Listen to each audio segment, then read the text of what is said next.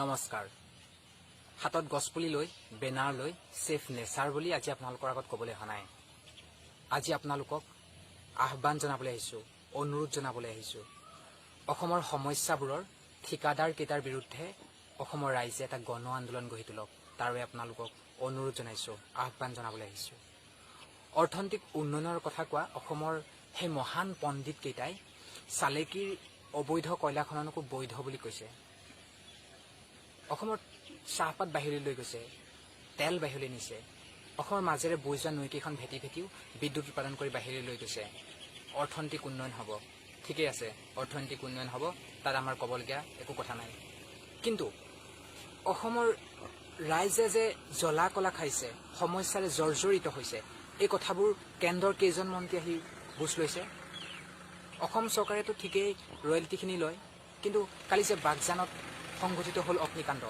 এই অগ্নিকাণ্ডৰ বিষয়ে চৰকাৰেতো 12-13 দিন আগৰ পৰা কি জনা নাছিল নি পেপাৰ পত্ৰটো ওলাই আছে 13-14 দিন আগৰ পৰাতো পেপাৰ পত্ৰই আমি পঢ়িবলৈ পাই আছো দেখি আছো যে বাগজানত গেছ লিক হৈছে বুলি অসম চৰকাৰ ক'ত আছিলে চগুমুদি আছিলে ইমান দিনে এটা প্ৰেছমিট পাতি দুৰ্ভাগ্য বিষয় বুলি ক'লে নহ'ব এই ক্ষতিপূৰণখিনি ভৰিব লাগিব মানুহখিনি ঘৰ জ্বলি গৈছে 100 বছৰ 150 বছৰে গছবোৰ জ্বলি গৈছে জীৱকুল উদ্ভিদকুল মৎস্যকুল সব বিপদজনক হৈছে এই কথাখিনি আমিও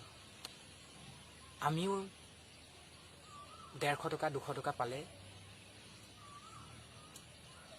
নিজৰ মাতৃক বিকি দিয়া মানুহে আমি 100 টকা 150 টকাৰ কাৰণে নিজৰ মাক বিকি দিয়া মানুহে আমি আমাৰ নিজৰ ভুলৰ কাৰণে এদিন মা বুলি যে মাতি আছো এই ভাষাটো সেই ভাষাটো আনে লৈ যাব গতিকে অলপ ভাবিবৰ হ'ল কালিৰ পৰা বাতৰি চাই আছো নিউজ চাই আছো আমি চাই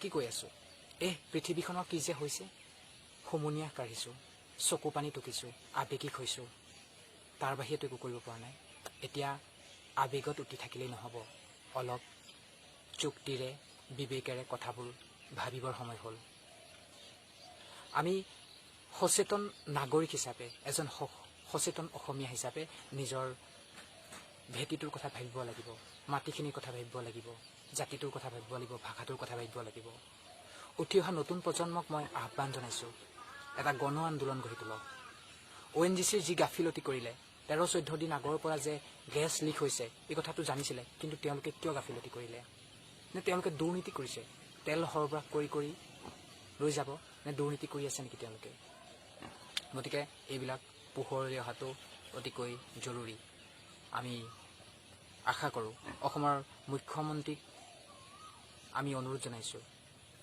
গতিকে বিষয়বিলাক যাতে পোহৰলৈ আহক সমস্যাখিনি বুজ লওক এই যে পদূলি এৰি নিজৰ পদূলি এৰি গুচি গৈছে মানুহখিনি সেই মানুহখিনি কেনেকুৱা অৱস্থা হৈছে বাৰু কেতিয়াবা অনুভৱ কৰিছেনে আপোনালোকে কোনেও অনুভৱ নকৰে কাৰণ আমাৰ সেইটো অৱস্থা হোৱা নাই আমি ঘৰত নাকত তেল লৈ শুই আছো মাছ মঙহে ভাত খাইছো তাৰ বাহিৰে একো নাই হোৱা গতিকে কথাবিলাক অলপ ভালকৈ বিবেচনা কৰিবলৈ সকলোকে অনুৰোধ জনাইছো এটা গণ আন্দোলন আৰম্ভ হওক প্ৰকৃতাৰ্থত গণ আন্দোলন কোনো পক্ষপাতি হ'ব নালাগে তাৰ বাবে অনুৰোধ জনাইছো কালি যি বাগজানত সংঘটিত হৈছে অগ্নিকাণ্ড সেয়া তন্নকৈ তথ্য সহকাৰে ৰাইজৰ আগত অসম চৰকাৰে দাঙি ধৰিব বুলি আশা ৰাখিছো বহুতে ক'ব খোজে এতিয়া ONGCৰ ভুল নাই ভুল কিয় নাই ভুল আছে কাৰণ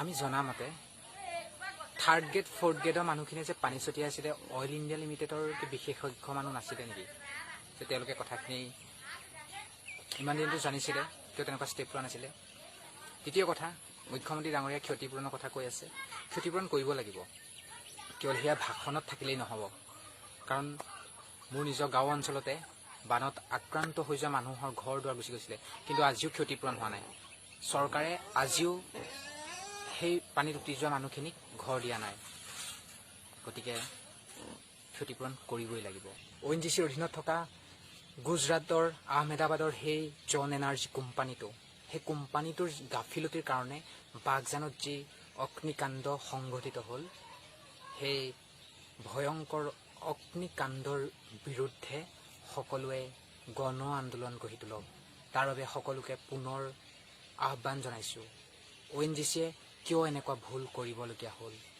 কিয় জন এনাৰ্জিয়ে এনেকুৱা ভুল কৰিলে? 13-14 দিন আগৰ পৰা গেছ লিক হৈ থকাৰ পাছতো তেওঁলোকে সেই ছিংগাপুৰৰ যে 3জন চাইণ্টিষ্ট আনিবলৈ ইমান দিন লাগিলেনে তেওঁলোকৰ? ইমান দিন লাগিলেনে তেওঁলোকৰ? কথাবিলাক সকলোৱে ভালভাৱে আলোচনা কৰক। দ্বিতীয় কথা, অসম চৰকাৰে কেৱল কৰোনাৰ মহামাৰী যুঁজখনত লাগি থাকিলেই নহ'ব, যি সংঘটিত হৈ গ'ল তাৰ কথা ভাবিব লাগিব। আপোনালোকে ভুল কৰিছে। 12-13 দিনৰ আগৰ পৰা গেছ লিক হৈ আছে বুলি আপোনালোকে গম পাইছে, পেপাৰ পত্ৰ দেখিছে, তথাপিও আপোনালোকৰ কোনো দায়িত্ববোধ নেদেখিলোঁ। গতিকে আপোনালোকে যথেষ্ট ভুল কৰিছে। গতিকে এই পদূলি এৰি নিজৰ ঘৰ, নিজৰ পদূলি, নিজৰ আপোন মানুহখিনিক এৰি আঁতৰি থকা সেই মানুহখিনিৰ কাষত আপোনালোকক থিয় হ'বলৈ অনুৰোধ জনাইছোঁ। এখন দায়িত্বশীল, এখন নিষ্ঠাৰে কাম কৰা চৰকাৰ হিচাপে আপোনালোকক সকীয়াই দিছোঁ। আপোনালোকক আমিয়েই চৰকাৰ পাতিছোঁ। গতিকে কথাষাৰ মনত ৰাখিব। অসমৰ ইতিহাসত সন্নিৱিষ্ট হ'বলৈ আগবঢ়া এক ভয়ংকৰ অগ্নিকাণ্ড, বাগজান অগ্নিকাণ্ড। এই বিষয়ত হয়তো মতামত দিব পৰা পৰিস্থিতি আৰু যোগ্য মই নহয়, যোগ্যতা নাই, পৰিস্থিতিও নাই। কিন্তু কেইটামান প্ৰশ্ন চৰকাৰৰ বাবে। অপৰিকল্পিত এক দুৰ্ঘটনা, নিঃসন্দেহ। কিন্তু ইমান ডাঙৰ এক প্ৰতিষ্ঠানৰ হাতত এনেধৰণৰ দুৰ্ঘটনাৰ প্ৰতিষেধক কিয় নাই? Without any doubt, it is an accident. But why there is no precaution? Such a huge enterprise, government enterprise, and there is no precaution to such accidents. Why? কিয় এখন গাঁও জ্বলি শেষ হ'বলৈ পালে? কিয় 2জন মানুহ নিহত হ'বলৈ পালে?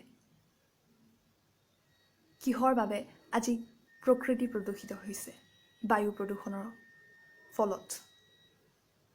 এই যে অগ্নিকাণ্ডটো ঘটিছে, এই অগ্নিকাণ্ডটোৰ বাবে সৃষ্টি হোৱা বায়ু প্ৰদূষণে প্ৰকৃতিক প্ৰদূষিত কৰিছে। আৰু এই প্ৰকৃতি প্ৰদূষণে হয়তো স্বাস্থ্যতো কিছু ঋণাত্মক প্ৰভাৱ পেলাব। আমি কওঁ আমাৰ দেশৰ ভৱিষ্যত নৱপ্ৰজন্ম, কিন্তু এই প্ৰদূষণৰ বাবে হয়তো তেওঁলোকৰ স্বাস্থ্যতো কিছু ঋণাত্মক প্ৰভাৱ পৰিব। গতিকে আমাৰ ভৱিষ্যত ৰক্ষাৰ কথা ক'ত?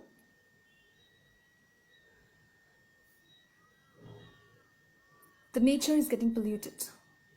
The smoke which is rising due to the fire, that is huge fire, has already created air pollution. And due to this air pollution, our nature is getting polluted. And this polluted nature and this polluted air will no doubt negatively affect the health of the people. And where we say that the new generation, upcoming generation, is the future of our country, my question is, will not this pollution affect their health too? Then where is the question of protecting our new generation? মোৰ তৃতীয়টো প্ৰশ্ন, এতিয়ালৈকে চৰকাৰ নিমাত কিয়? Why is the government yet quiet? Why only the media is raising their voices and asking questions to those position holders of our country? And why there is no answer yet to any of the questions? এতিয়ালৈকে সংবাদ মাধ্যমে উত্থাপন কৰা প্ৰশ্নৰ উত্তৰ নাই কিয়? চৰকাৰ নিমাত কিয়? Why is the government quiet? এইকেইটাই প্ৰশ্ন। লগতে বাগজানবাসীৰ জীৱনৰ লগত হেতালি খেলাৰ অনুমতি ক'ত পালে আৰু কোনে দিলে তেওঁলোকক? Who has given the right, and how has the government taken the right to play with the lives of the residents of Bhagjan?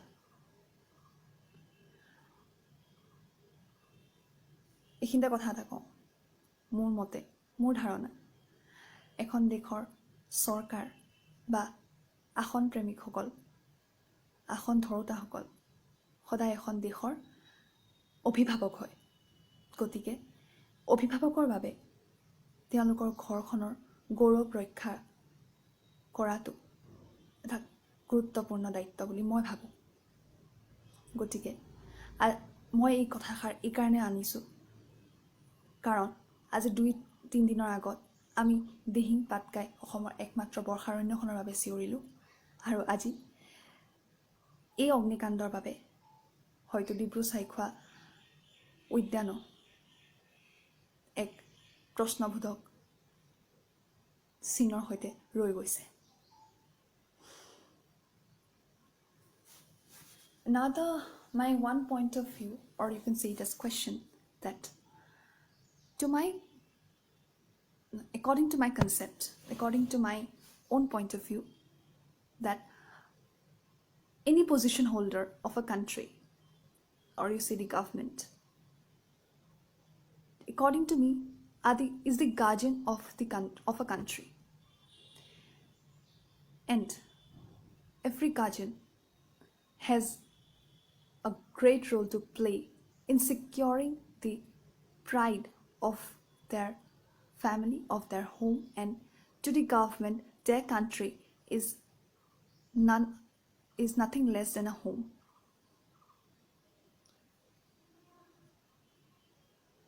Few days back, we raised our voice to protect the only rainforest of Assam, the Amazon of East, Dihing Patkai.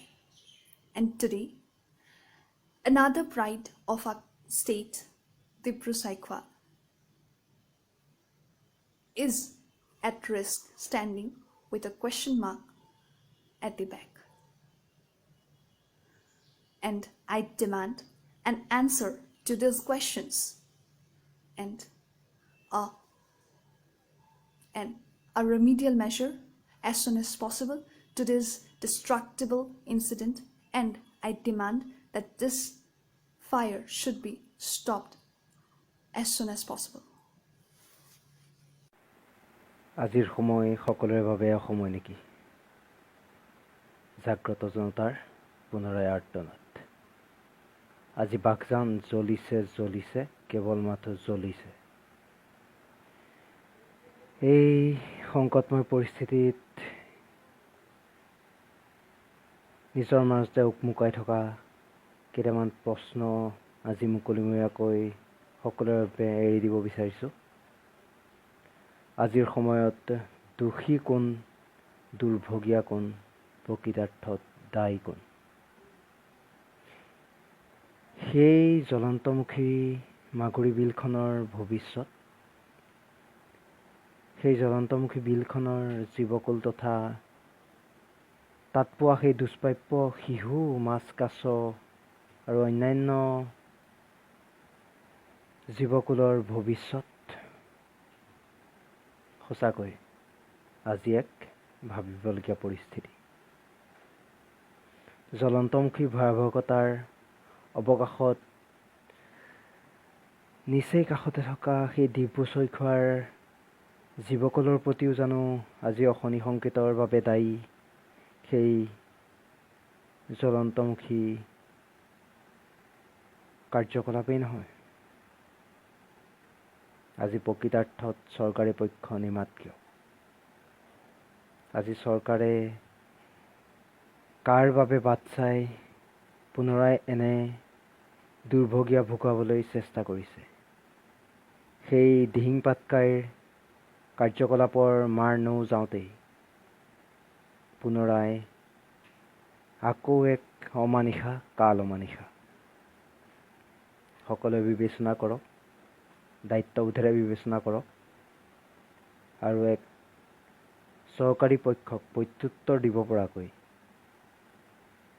এক গণ আন্দোলন গঢ়ি তোলা হ'ব নমস্কাৰ মই আলোড়ন গোষ্ঠীৰ এগৰাকী সদস্য পৰিকৌশিক শৰ্মাই আপোনালোক সকলোকে বিনম্ৰভাৱে অনুৰোধ জনাইছোঁ আমাৰ যি এই আমাজনৰ দৰে এটা ঘটনা সংঘটিত হ'বলৈ ওলাইছে যি পৰিস্থিতিৰ উদ্ভৱ হৈছে তিনিচুকীয়া জিলাৰ বাগজান অঞ্চলত সেই পৰিস্থিতি বন্ধ কৰিবলৈ ৰক্ষা কৰিবলৈ বাগজানবাসীক ৰক্ষা কৰিবলৈ তথা বাগজানৰ সেই অমাত জীৱ জন্তুবিলাকক ৰক্ষা কৰিবৰ বাবে আপোনালোকে যিমান সোনকালে যি ব্যৱস্থা ল'ব পাৰে ল'ব বুলি আশা কৰিলোঁ কাৰণ আমাজনৰ দৰে পৰিস্থিতি উদ্ভৱ হোৱাটো এগৰাকী ছাত্ৰী হিচাপে মই কেতিয়াও বিচৰা নাই অৰণ্যটো আমাক জীৱন দিছে অৰণ্যই আমাক জীয়াই থাকিবলৈ ঠাই দিছে অৰণ্যই আমাক উশাহ ল'বলৈ অক্সিজেন প্ৰদান কৰিছে এই গছ গছনি নহ'লে গছ গছনি যদি নাথাকে তেতিয়াহ'লে আমি জানো জীয়াই থাকিব পাৰিম এই অমাত জীৱ জন্তুবোৰ যদি নাথাকে তেতিয়াহ'লে আমি জানো জীৱশ্ৰেষ্ঠ মানুহ হিচাপে নিজকে প্ৰতিষ্ঠিত তথা সমাজৰ আগত পৰিচয় দিব পাৰিম কেতিয়াও নোৱাৰোঁ ন সেইবাবে অতি সোনকালে যিমান সোনকালে পাৰি সিমান সোনকালে বাগজানৰ এই আমাজনৰ যি পৰিস্থিতি উদ্ভৱ হ'বলৈ লৈছে বাগজান অঞ্চলত যি পৰিস্থিতি হৈছে সেই পৰিস্থিতি অনতিপলমে আপোনালোকে তথা চৰকাৰে যাতে ৰোধ কৰিব পাৰে নিজৰ স্বাৰ্থ লোভৰ বাবে এখন জীৱ জন্তু থকা অৰণ্য ধ্বংস কৰি পেলোৱাটো আমি কোনেও বিচৰা নাই